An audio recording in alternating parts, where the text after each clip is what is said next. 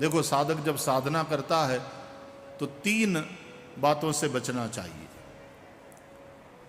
एक, साधना में विघ्न आते हैं, आएंगे। भरत जी श्री राम जी का दर्शन करने जाते हैं अयोध्या की सेना लेकर के वन में।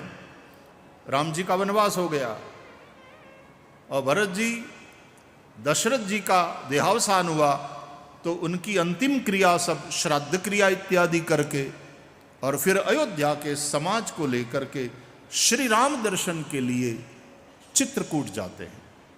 ये कथा हम रामचरितमानस के अयोध्या कांड में सुनते हैं। तो बहुत से विघ्न आए हैं भरत जी की यात्रा में भी। विघ्न, हनुमान जी जाते हैं सीता जी की खोज के लिए, तो वो लोग सीता जी की खोज के लिए जो गए, अंगद है, जामवंत है, हनुमान है, वो पूरी एक टोली, वो पूरी एक टीम जो दक्षिण में गई, बहुत से विघ्न आए। विघ्न। दूसरी बात, भ्रांति।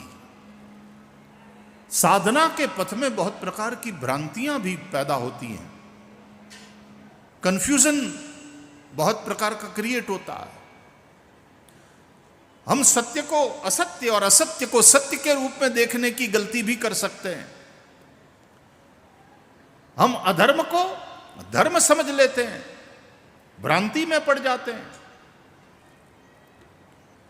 इसलिए समर्थ सद्गुरु की, मार्गदर्शक की जरूरत पड़ती।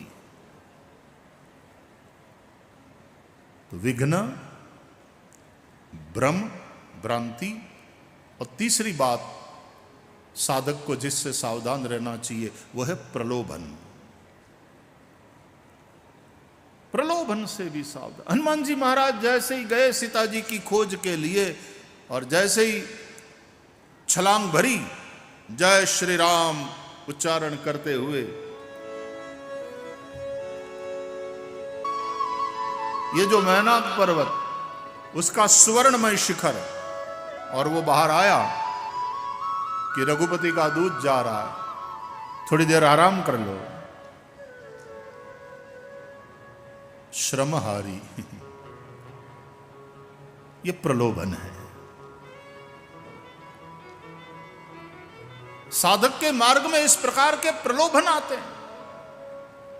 जो सम्मान मिलता है और उसके चलते फिर सम्मान की भूख बढ़ने लग, ये प्रलोभन है।